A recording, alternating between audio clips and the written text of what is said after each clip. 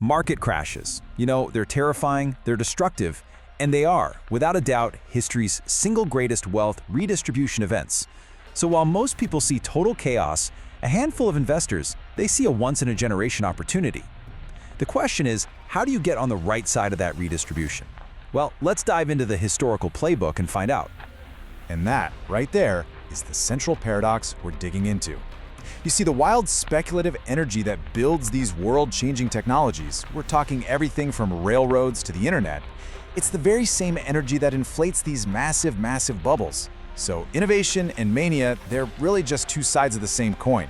But that mania, it always, always comes with a price. And maybe more importantly, how do you actually position yourself to thrive in the aftermath? That's the real question we're tackling here. This isn't just about surviving, It's about understanding the pattern underneath it all so you can navigate the next downturn with a really clear strategy. Now, what's so fascinating is that while every bubble feels completely new and different when you're in it, if you look back through history, they're all cooked from the same three basic ingredients. The names change, the technology changes, but the recipe for disaster and for opportunity, it stays pretty much the same. Okay, so it always starts with a revolutionary new technology that just captures everyone's imagination. Think about radio in the 20s or the internet in the 90s. Then you add a flood of easy money. This could be from super low interest rates or new ways to borrow, like buying stocks on margin. Suddenly, there's just cash sloshing around everywhere looking for a home. And the final ingredient? It's this new business philosophy where profits just don't matter. The only thing that matters is growth, which is perfectly captured by that classic bubble motto: get big fast. And when those ingredients mix, oh man, the results are just explosive. In the lead up to the 1929 crash, stock prices soared over 300%. You had an entire generation of investors who honestly believed the market only ever went up.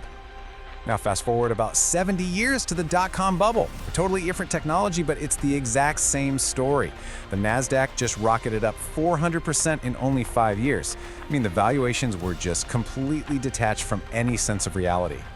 And this is what I love, because it shows just how timeless this whole pattern is. Let's go way back, all the way to 1720. The South Sea Company, it was fueled by speculation on trade monopolies, and it saw its shares skyrocket 900% in a single year before it all collapsed and just wiped out fortunes all across Britain. The tech and the century change, but the script, it's always the same. This isn't some modern thing, it's just human nature. So the climb up is just euphoric, right? But the ride down is absolutely brutal. And what's really shocking is how fast the psychology can flip. The switch from greed to fear doesn't take years.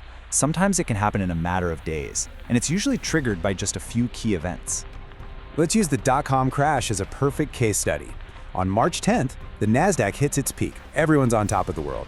Just 3 days later, some bad news out of Japan spooks the market. A week after that, a single magazine article in Barron's points out the obvious. Hey, these companies are burning through all their cash. Then, on tax day, April 14th, investors are forced to sell stocks to pay taxes on the huge gains they thought they had. Now look, individually, each event was just a little pinprick, but you put them all together, and it was enough to burst a multi-trillion-dollar bubble. But here's the crucial long-term perspective you have to remember. While crashes are violent, they're also relatively short. History shows us that for almost a century, bull markets have been in charge about 80% of the time. And here's the kind of magical math behind it all. A stock can only go down 100%, right, to zero. But it can go up, well, infinitely. The average bull market gain has been over 100%, which means over the long run, the gains have way more than covered the losses. So the whole game is about having the discipline and the cash to survive that 20% winter so you can thrive in the 80% summer. So with all that in mind, how did the winners actually play it? Well, the first archetype we're going to look at is the contrarian. This is the investor who bets against the madness of the crowd. This is basically their North Star. The contrarian believes that by the time an investment is so popular that everyone at the barbecue is talking about it, the smart money's already gone. They see that mass euphoria not as a signal to buy, but as a giant flashing red light, telling them it's time to sell, or even better, to bet on the collapse that's coming.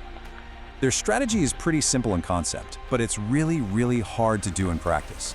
First, they spot a bubble. Then, they short it, which is just a fancy way of betting that the price is going to go down.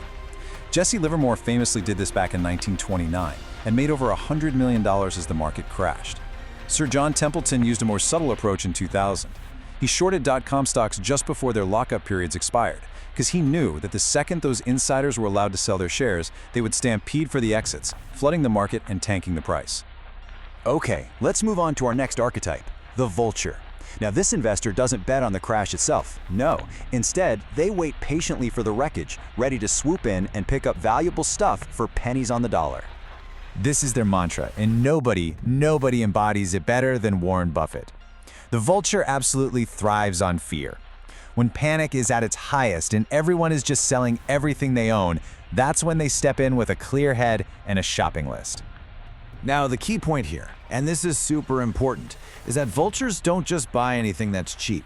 They can tell the difference between a broken company and a great company with a temporarily broken balance sheet.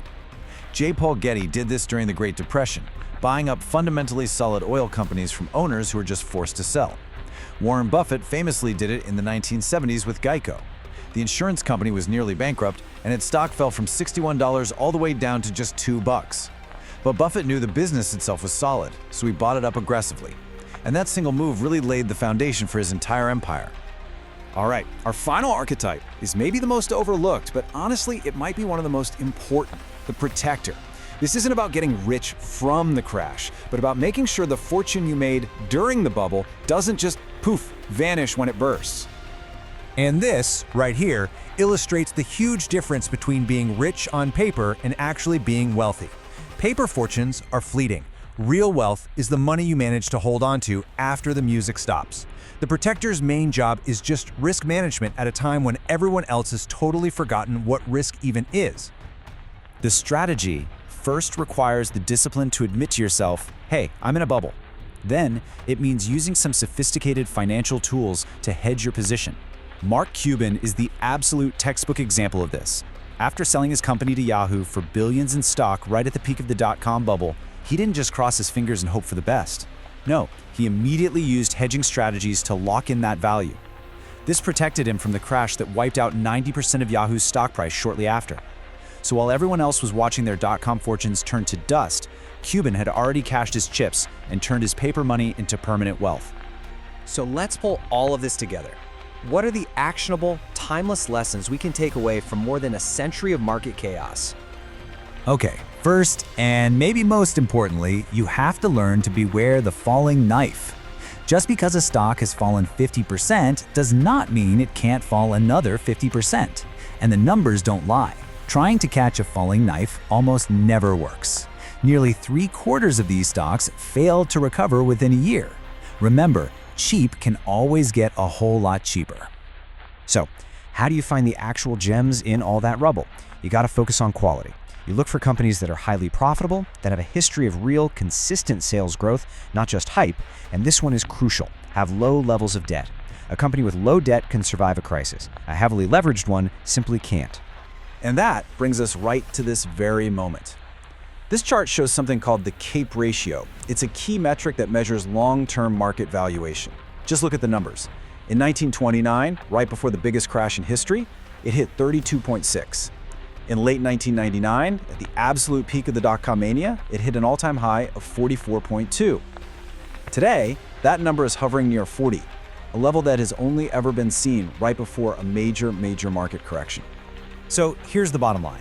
The ingredients are in place. Valuations are historically stretched. That irrational exuberance is all around us. The historical playbook, it's pretty clear. The only question that's left is this: when the next chapter of history is written, which side of it are you going to be on?